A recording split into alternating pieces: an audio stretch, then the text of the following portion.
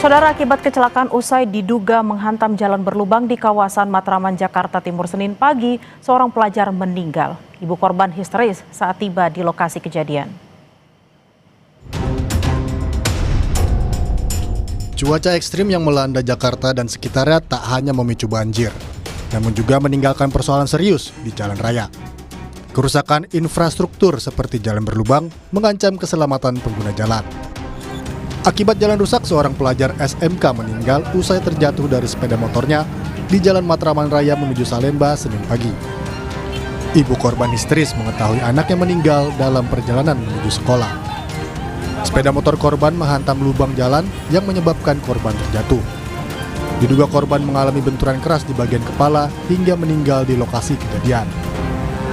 Dari pertama awal jadiannya dia ikutin recovery 2, ikutin recovery ring-ringan. Mungkin di situ deh kencang, ingin dari lubang tuh, kena lubang, hilang keseimbangan, jatuh langsung, nusuk gini palanya. Berapa orang makan? Berapa orang? Iya dong, sendiri. Yang putih ini hujan? Hujan.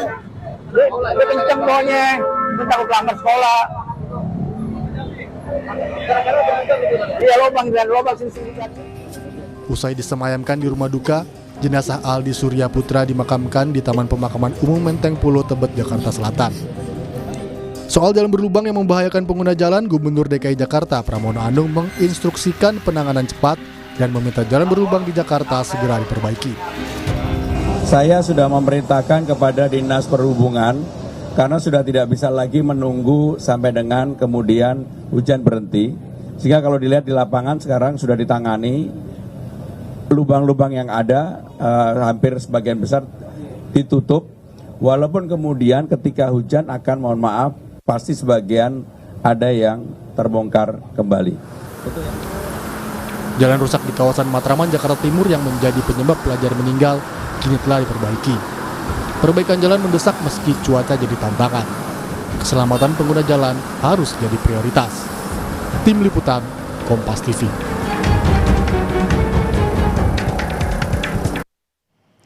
Kerusakan infrastruktur seperti jalan berlubang mengancam keselamatan pengguna jalan. Untuk membahasnya, kita telah terhubung dengan Dewan Penasehat Masyarakat Transportasi Indonesia, Joko Setiowarno. Selamat malam Pak Joko dengan Bella di studio. Selamat malam Mbak Bella. Pak Joko, bagaimana pandangan Anda terhadap banyaknya jalan rusak di ibu kota, Bapak? Ya, ini persoalan yang rutin yang terjadi hampir setiap tahun ya. Apalagi di saat musim hujan, ini banyak jalan-jalan kita yang rusak. Tidak hanya di Jakarta, di daerah-daerah itu pun sama. Bahkan yang sangat menyesakkan kita adalah mesti ada korban kecelakaan dan meninggal. Itu yang sering terjadi. Dan ini kebetulan sekarang kalau di Jakarta itu kan cukup banyak media yang meliput. Padahal hal yang sama itu juga terjadi di daerah. Ya. Nah inilah yang menjadi problem di Indonesia. Pada saat hujan, ya jalan-jalan kita banyak yang rusak, sementara banyak juga pemerintah daerah itu kurang peduli dengan persoalan seperti ini. Artinya, ya kalau sudah jalan seperti ini kan sudah rutin, tentunya ini segera dipetakan, dicari celah, dan itu dimungkinkan untuk ada pemberitahuan bahwa ini jalan rusak. Ya, selain itu juga pengendara ini juga harus berhati-hati, ya, agar kalau musim hujan seperti ini sudah tahu jalan rusak, justru menghindarilah jalan-jalan seperti itu untuk berkecepatan tinggi, gitu. Pak Joko, tapi ada juga yang berpendapat bahwa kok belakangan ini kalau sudah dirapihkan seperti itu, kok semakin banyak lagi lubang-lubang lain yang terbuka, kok kualitasnya kurang baik. Bagaimana pendapat Anda? Ya, jalan rusak itu kan bisa disebabkan 3 hal ya. Pertama, karena kondisi konstruksi jalannya. Mungkin saya nggak tahu dulu sejarahnya gimana jalan itu dibuat, kualitasnya seperti apa sehingga mudah rusak.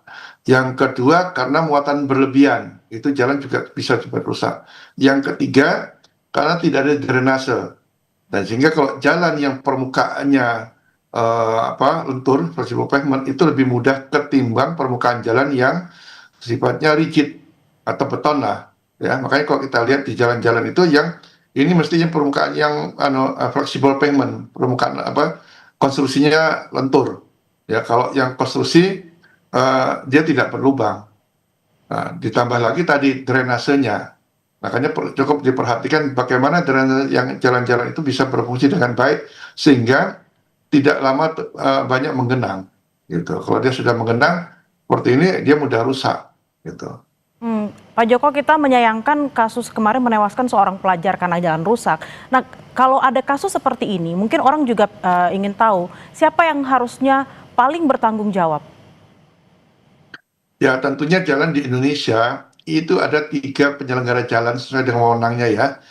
Kalau jalan nasional itu yang bertanggung jawab adalah Kementerian Pekerjaan Umum sekarang ini. Kalau jalan provinsi, gubernur. Kalau jalan kabupaten, bupati. Kalau jalan kota, ala wali kota. Itu sesuai dengan undang-undang lalu lintas dan angkutan jalan. Dan itu juga sebagai wewenangnya, makanya mereka bertanggung jawab dengan kondisi jalan yang ada di daerah masing-masing. Gitu. Pak Joko, undang-undangnya ada, aturannya ada. Kalau orang ingin meminta pertanggungjawaban lebih, misalnya dengan sanksi pidana atau mungkin ganti rugi, apa yang harus mereka lakukan terlebih dahulu? Nah, ini mungkin lebih bicara hukum, tapi kami pernah sebagai saksi pada saat itu ya, pernah, itu kejadiannya sebelum pandemi, di satu daerah, saya nggak sebut namanya, itu jalan itu tidak sering mengakibatkan rusak bahkan kematian juga. Nah, penyelenggara jalan ini sudah diundang oleh pihak kepolisian beberapa kali tidak mau hadir atau hadir pun stafnya. Mungkin saking jengkelnya akhirnya polisi itu bisa melakukan penuntutan dan mereka setelah berkonsultasi dengan kejaksaan pada saat itu. Nah, saya nggak tahu prosesnya tapi itu bisa. Tapi di sisi lain memang katanya infonya harus ada pelaporan. Jadi masyarakat ya ini berhak loh melaporkan kalau ada kejadian-kejadian menyebabkan korban untuk menuntut pada penyelenggara jalan. Lalu sebagai warga yang bisa dilakukan ketika ada banyak jalan rusak apa Bapak? Karena kita nggak mau lagi nih kejadian lagi nih ada korban jiwa gitu. Ya tentunya ini kan sebagai penyelenggara jalan menyisir kondisi-kondisi jalan mana saja yang rusak. Ya tentunya kalau musim hujan seperti ini memang ini tidak harus segera diperbaiki lah, ya kondisinya harus kering gitu ya. Tetapi kalau di Jakarta ini kan ya susah kalau menunggu kering kan, ya benar Pak Gubernur. Jadi apapun ditutup nanti kalau diulangi lagi. Kalau tidak ya memang dimungkinkan itu diberikan rambu atau kaitannya sama informasi lah ya bahwa ini jalan rusak harus hati-hati. Nah, kalau di luar Jakarta biasanya tuh sering dikasih palang dan sebagainya untuk berhati-hati atau cukup juga kalau menjalan satu ruasnya cukup banyak itu diberikan spanduk-spanduk agar berhati-hati. Kita berharap baik itu pemerintah pusat, pemerintah daerah juga mulai memetakan mana saja jalan-jalan yang harus diperbaiki segera karena kita tidak ingin lagi ada korban jiwa yang terjadi. Terima kasih atas perbincangannya malam hari ini Pak Joko Setiowarno, Penasehat Masyarakat Transportasi Indonesia dan juga pakar transportasi. Selamat beraktivitas kembali Bapak. Terima kasih, selamat malam.